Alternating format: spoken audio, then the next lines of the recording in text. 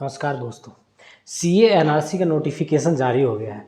CA NRC का notification जो पिछले साल दिल्ली चुनाव के समय जारी हुआ था, जब ज़बरदस्त प्रदर्शन किया गया था, अब से चुनाव के कुछ महीने पहले फिर से जारी कर दिया गया उसके नोटिफिकेशन को। अब उसमें ये है कि जो हिंदू बांग्लादेश, पाकिस्तान, श्रीलंका की जो हिंदू कम्युनिटी हैं, सिख कम्युनिटी हैं, क्रिश्चियन कम्युनिटी है, उनको आप भारत आने पर उनको वीज़ा दे दिया जाएगा, लेकिन मुस्लिम को नहीं दिया जाएगा। उनको मुस्लिम को एक्सक्लूड करके रखा गया है। ये बहुत पहले से बीजेपी का अपना एजेंडा है। मुस्लिम विरोधी जो बीजेपी का एजेंडा है, वही मुस्लिम विरोधी एजेंडा चला रही है। हिंदू राष्ट्र बनाने की ओर अग्रसर है कि हिंदू राष्ट्र बनाया जाएगा, उसकी ओर अपना काम कर रहे हैं। अभी 300-400 सीट मांग रहे हैं ताकि 2/3 सीट हो जाए, ताकि संविधान में कुछ बदलाव किया जाए, संविधान को बदला जाए।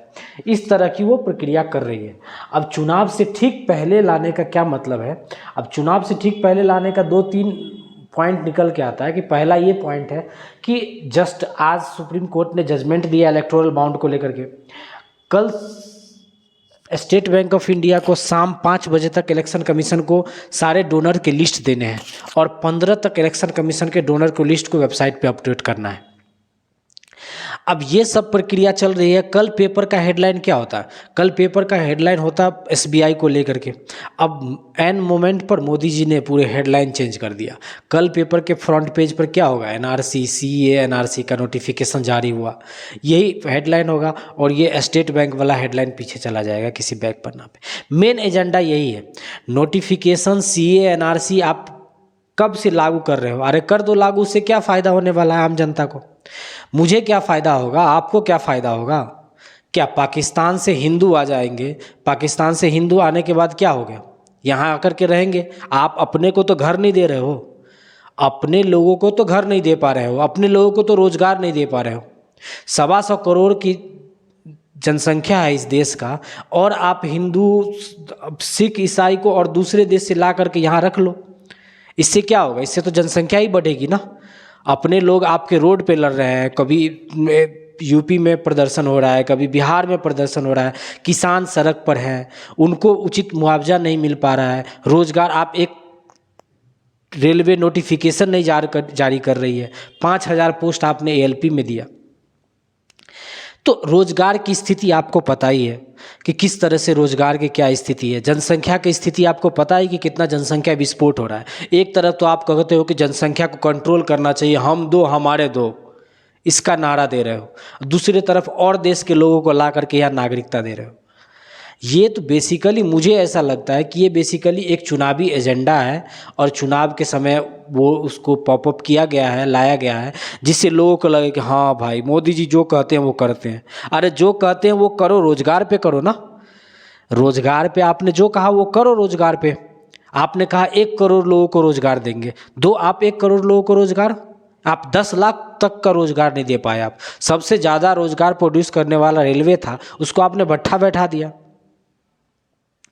आप पूरे देश में 5000 सीट दे रहे हो। अभी 5000 की सीट पे देखना, एएलपी के 500 करोड़ लोग उस पर फॉर्म फिल करेंगे 5000 सीट पे। ये स्थिति है यहाँ के रोजगार की स्थिति है। और आप दूसरे देश को लो करके उसको रोजगार कहाँ से दोगे? आप क्या उसको आप घर बना करके दोगे? आप अपने लोगों को तो घर नहीं दे पा रहे हो। जो लोग अभी इंडिया में हैं उनके पास अपना खुद का घर नहीं है। बहुत सारे ऐसे लोग मिल जाएंगे जिनके पास अपना खुद का घर नहीं है, रेंट लेकर के रहते। तो उसको तो आप ना घर दे पा रहे हो, ना रोजगार दे पा रहे हो, और आप बाहर के लोगों को ला करके अपना वाहवाही कर रहे हो। क्या आप उसको रोजगार दे पाओगे? जो भक्त लोग दिन रात कर रहे हैं कि अरे सीए आ गया, एनआरसी आ गया, यहाँ से रोज ये लोग आएंगे, यहाँ आएंगे, मुस्लिम को अच्छा सबक सिखाया जाएगा। अरे क्या घंटा सबक सिखाओगे मुस्लिम को? क्या किया आपने? मोदी जी 10 साल से है ना, क्या मुस्लिम को भगा दिया? क्या कोई ऐसा मुस्लिम है उसको मार दिया क्या? तुमको बस एक झुंझुना चढ़ाया जाता है कि अरे मुस्लिम को सबक सिखा रहा है ना, काम हो रहा है, काम हो रहा है। अरे कुछ काम नहीं होगा। ऐसे ऐसे कितने आएंगे और जाएंगे।